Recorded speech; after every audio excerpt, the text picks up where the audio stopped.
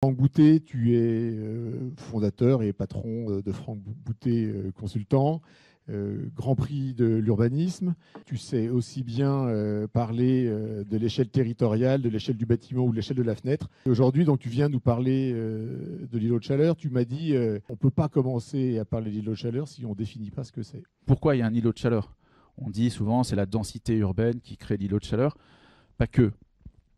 Donc d'abord, il y a un phénomène de captation, puisque on imagine entre l'intérieur là et à l'extérieur, on va recevoir la même irradiation solaire ramenée à une surface horizontale. Donc d'abord, on capte. Donc s'il n'y avait pas de ville, parce qu'il faut raisonner avec rien et avec un milieu construit, on capte, mais finalement, on peut se rendre compte qu'on capterait plus s'il n'y avait pas de ville, puisque la ville, elle va faire des masques, elle va faire des effets d'ombrage, et elle peut finalement bloquer la captation du soleil. Donc finalement, on peut plus capter dans un espace ouvert, on reçoit beaucoup plus d'énergie solaire. Ça, c'est le premier sujet. Il suffirait qu'on fasse des bâtiments à géométrie variable, autoprotecteurs la nuit et autoprotecteur le jour et autodissipateur la nuit, et finalement on aurait réglé une bonne partie du problème. Donc c'est la question de l'albédo, c'est à la fois le choix de la matière et la couleur. Ah ben tiens, encore des choses qui sont manipulées par des urbanistes et des architectes, donc finalement nous avons quasiment, une bonne partie des pouvoirs, vous allez voir que sur certains pas vraiment, une bonne partie des pouvoirs pour maîtriser l'îlot de chaleur. Pour l'îlot de chaleur urbain, il est clair qu'il faut des matériaux clairs. Pour l'îlot de chaleur urbain, puisqu'il faut essayer de renvoyer au-delà de la géométrie, d'utiliser cette fois-ci la matière et la couleur pour renvoyer au maximum l'irradiation solaire vers le soleil. Pourquoi pas? Je vais mettre de l'inertie dans mes bâtiments, et puis, c'est bizarre, il ne se passe pas grand-chose. Oui, il ne se passe pas grand-chose, parce que s'il n'y a pas d'amplitude jour-nuit, ça ne sert à rien de faire de l'inertie. Ça, c'est un vrai sujet d'ailleurs par rapport au climat dans lequel on intervient. L'inertie, c'est bien quand on peut utiliser l'amplitude jour-nuit. L'inertie, c'est exactement comme une éponge. Quand elle est sèche, elle peut absorber de l'eau. Si elle est toujours mouillée, si elle est toujours pleine d'eau, évidemment, elle ne peut plus absorber d'eau. Donc régulièrement, il faut la vider pour qu'elle puisse réabsorber l'eau. C'est exactement le même sujet sur l'inertie. Il faut que ça puisse se remplir et se vider. Si ça ne peut pas se vider, donc s'il n'y a pas d'amplitude jour-nuit, ça ne sert à rien de faire de l'inertie. Au contraire, c'est même contre-productif. Donc quand tout le monde dit il faut faire de l'inertie, non, il faut faire de l'inertie quand il y a une amplitude jour-nuit. Il y a des climats dans lesquels il n'y a absolument pas d'amplitude jour-nuit. Il faut surtout faire tout sauf de l'inertie. Et donc un des problèmes de l'îlot de chaleur urbain, c'est qu'on réduit l'amplitude jour-nuit, donc on réduit la capacité à vider les éponges, que sont les bâtiments ou même les matériaux de l'espace public, c'est-à-dire en gros à vider les stocks inertiels. Donc, surface d'échange, dont le végétal évidemment un des plus bels exemples. Eau pour faire son changement d'état, que le végétal là en plus couple avec l'idée d'aller chercher l'eau dans le sous-sol, s'il y en a, dans la nappe phréatique, si on arrive à les recharger. Et le vent, la brise, en fait c'est les trois ingrédients du rafraîchisseur adiabatique. Là aussi, on se dit, on pourrait peut-être repenser la ville à partir de ces trois, et les bâtiments à partir de ces ingrédients. Surface d'échange, eau et brise. Comment on fait pour faire des bâtiments qui nous permettent d'encaisser les épisodes caniculaires? Comment on fait pour se protéger des fortes chaleurs? Je vais vouloir me rafraîchir avec le vent, en imaginant qu'il ne soit pas trop chaud d'ailleurs, mais je vais me rafraîchir avec le vent. Donc j'ouvre la fenêtre. Il ne se passe rien. C'est pour ça que je dis, il ne se passe pas toujours rien, mais imaginons qu'il ne se passe rien. C'est pour ça, du coup, on va dézoomer un petit peu. Donc c'est petit travelling arrière. Ça va dépendre de ce fameux vide. Sur quoi donne ma fenêtre? Ça va dépendre de l'espace public en question sur lequel elle donne. Donc, quelle est sa forme à cet espace public? Comment est-il orienté? A-t-il la capacité de prendre le vent ou pas? Ça va dépendre de sa géométrie, ça va dépendre de sa couleur, ça va dépendre de son albédo, on l'a déjà dit, ça va dépendre du fait qu'il y ait présence ou pas d'arbres, donc les ingrédients du rafraîchissement, et d'eau. Donc, on ne peut pas déjà se dire que le confort d'été se joue dans les bâtiments et tout demander aux bâtiments. Parce que dans le confort d'été, évidemment, l'échelle des bâtiments, je vais pouvoir le régler par une géométrie. Enfin, ça, c'est pour me protéger du soleil. Ça, c'est bien, je peux le faire à peu près à l'échelle du bâtiment. Par contre, cet élément très important qui est ma capacité à utiliser cette brise, là, elle nous emmène dans une autre histoire, l'espace public, le vide, les connexions des vides. Est-ce que le vent a réussi à s'engouffrer dans un premier espace vide, mais finalement, s'il est bloqué ensuite et s'il n'a pas de capacité à aller dégager et aller s'engager dans les autres espaces vides, donc l'armature urbaine qu'on a conçue aujourd'hui pour faire passer des voitures, en fait, il faut la concevoir aussi pour faire passer, enfin pour créer cette brise. Ça change tout évidemment parce que les voitures, on les a fait tourner à angle droit. Le vent ne tourne jamais à angle droit. Il n'aime pas ça du tout. Donc en fait, on est plutôt sur une forme arborescente, une forme de trame qui redessine le vide. Un élément très important. C'est-à-dire qu'il faut aussi imaginer, redessiner et reconcevoir par le vide et non plus par les pleins. C'est la même histoire que la continuité, mais on pourrait dire aussi, qu'il y a une deuxième parenthèse, que finalement, la plupart des phénomènes naturels se jouent dans les vides et non dans les pleins. Qui pose une question quand même, parce que depuis que les enjeux environnementaux existent appliqués aux opérations d'aménagement et à l'immobilier, en fait, on consacre 99,99% des moyens, en gros, sur les pleins. Donc on fait en permanence de la suroptimisation des pleins, et on a un peu oublié les vides. Moi, je pense qu'aujourd'hui, il faut redessiner, reconcevoir, repenser les villes, les bâtiments par leur vide. Et il faut faire un projet du vide, même de l'intime à la géographie. Pas mal, ça change tout, du coup, sur la façon, évidemment, de concevoir et de se dire, il y a des urbanistes qui font ça, enfin, il y a des collectivités, puis des aménageurs, puis des urbanistes, puis des architectes, puis des habitants. Mais non, en fait, ce sont des chaînes de valeur qu'il faut mettre en œuvre, et c'est vraiment cette histoire de la continuité qui permet ou pas que les choses fonctionnent. Merci Franck.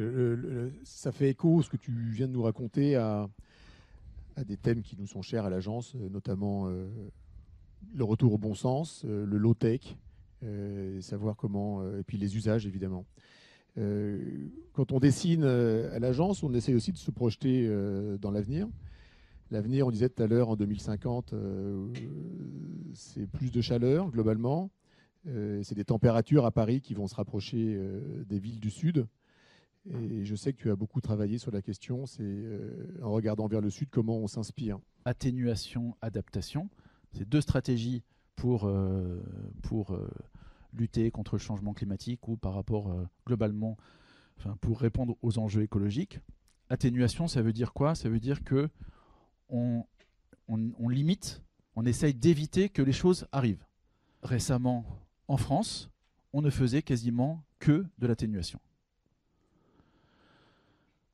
Donc, se prémunir ou faire tout pour que les choses n'arrivent pas. Mais comme les trajectoires existent, comme le réchauffement climatique est en marche et qu'il est présent, évidemment, l'objectif, c'est de faire en sorte qu'il soit le plus limité possible, mais en tout cas, il est là, et donc, il faut s'adapter. L'autre catégorie de stratégie, adaptation. Et en fait, en France, c'est récent, très récent. Enfin, l'adaptation...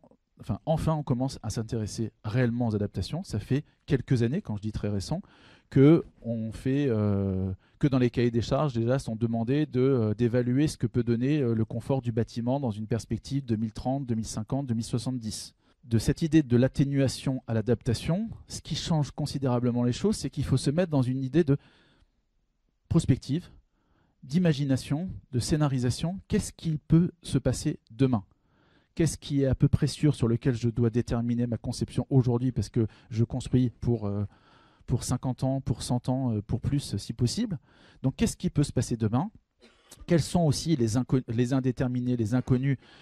Parce que je ne pourrais pas nécessairement tout encaisser, mais si finalement je conçois des choses qui ont plutôt la capacité d'encaisser les aléas, aussi grand changement sur la façon de faire, alors je sais que je ne peux pas tout savoir de ce qui se passera demain, mais si je conçois des structures urbaines, ça parle d'une certaine façon aussi, mais évidemment de façon assez différente quand même de l'idée de l'inertie. Si je construis des structures qui sont suffisamment robustes, pas leur solidité, hein, robustes intrinsèquement, c'est-à-dire qui subissent moins les altérations, donc on peut dire aussi résilientes, qui ont la capacité en tout cas d'encaisser des aléas, je sais que je construis pour demain. Donc ça veut dire qu'il faut concevoir avec des données prospectives. Donc évidemment, ça peut être un exercice un peu mathématique d'aller déformer des fichiers météo pour aller remettre un peu de rigueur climatique en faisant de la scénarisation GIEC. Déjà, ça c'est évident. Mais j'aime bien l'idée aussi que finalement, c'est pour ça que le Sud comme horizon, bah finalement notre avenir est déjà quelque part. Il est quelque part pour chacun à notre Sud. Apprenons, déplaçons-nous pour essayer de nous entrevoir demain. C'est ça l'idée du Sud comme horizon. Alors après, comme ça, là, si on se déplace dans le Sud, qu'est-ce qu'on va comprendre? Si on prend l'exemple du bassin méditerranéen, il y a des choses qui sont déjà assez belles, c'est que dans le bassin méditerranéen, il y a une forme de ce que j'appelle la proto-écologie du bassin méditerranéen, qui est de quelle nature? En fait, on voit qu'il y a une forme d'intelligence, d'adaptation des humains, des individus, à leur milieu. Milieu, déjà, et adaptation, et intelligence. C'est pas mal. Intelligence d'adaptation à son milieu. C'est-à-dire comment je m'installe en bonne intelligence dans quelque chose qui n'est pas un site, une parcelle, qui est un milieu. Est-ce que je me mets à l'ombre? Est-ce que je me mets sous le vent? Est-ce que je suis blanc? Est-ce que je suis noir? Je parle des bâtiments. Est-ce que je resserre? Est-ce que je dilate? Est-ce que je végétalise, etc. Donc, comment je m'adapte comment je m'installe en bonne intelligence avec mon milieu. Pour rebondir sur ce qu'on disait tout à l'heure sur zéro démolition, on travaille énormément sur les restructurations. Et l'eau de chaleur urbain, on voit bien, ça recouvre tout un tas de domaines que tu viens de nous expliquer brillamment, différentes échelles, de la plus grande à la plus resserrée. Et on voit que la forme urbaine, on parle des formes urbaines, on parle d'ombre, on parle de vent.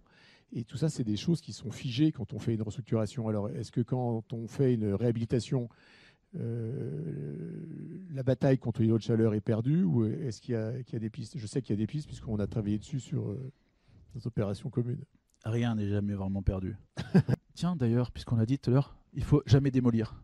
Moi, je dis de temps en temps, il faut démolir, par exemple, si le fait d'avoir quelque chose qui vient bloquer et qui vient mettre en péril les 100 bâtiments qui sont derrière, si en le cassant, par exemple, je réactive cette veine devant, parfois il faut se poser la question quand même. Il faut aussi arrêter un peu les discours binaires, 0 ou 1, à un moment on démolissait tout, maintenant on démolit plus rien. Au-delà de la qualité intrinsèque de certains des bâtiments, de temps en temps, il faut démolir quand, de toute façon, les constructions anciennes ont été outrageantes pour la nature et l'écologie. C'est tout. Donc, il faut répondre à un besoin, ça c'est la sobriété, et 2, il faut mesurer les conséquences de nos actions en termes de bénéfices. Il y a évidemment des bénéfices en termes de réduction d'impact, comme il y a un autre champ de bénéfices qui est plutôt en termes d'augmentation de la valeur matérielle ou immatérielle. Il y a des bâtiments anciens qui fonctionnent plutôt bien, par exemple, du point de vue du confort d'été. Très souvent, on regarde, on dit il n'est pas aux normes. Évidemment, puisqu'il n'est pas les normes. Donc, cette phrase même de dire ce bâtiment n'est pas aux normes, elle est complètement débile. Un bâtiment ne peut pas être aux normes de normes qui sont sorties après lui. Donc, du coup, il n'est pas aux normes. Il a juste son identité. Il est lui. Donc, du coup, je vais essayer de comprendre comment il fonctionne. En général, c'est rare que quelque chose soit 100% mal. C'est rarissime. Donc il a un peu du mal et un peu du bien. Il a des forces et des faiblesses. Et comment je réinterviens sur un objet, quelle que soit sa taille, un bâtiment, un quartier, etc., pour arriver à répondre aux faiblesses, mais sans dénaturer et en préservant et même peut-être en valorisant ses forces. C'est toujours la grande question qu'on se pose le lundi matin quand on arrive, qu'on reprend le crayon. Est-ce qu'on va bien dessiner? Est-ce qu'on va dessiner? Comment on dessine? Et que doit-on dessiner? Les éléments de réponse que tu nous as apportés sont vachement inspirantes, éclairantes. On a parlé de géographie, on a parlé d'humain, on a parlé de biosphère. On voit que les sujets sont vastes et très intriqués. Et pour moi, dans la pratique quotidienne, je conclurai sur le fait que ça renforce cette idée que l'architecture doit orchestrer tout un tas de domaines différents dans lesquels on ne peut plus aujourd'hui aborder un projet sans un paysagiste, sans un écologue, sans un très bon BET façade, et sans cette complexité d'études qui nous amène bien souvent à des réponses les plus simples possibles et les plus orientées vers le bon sens.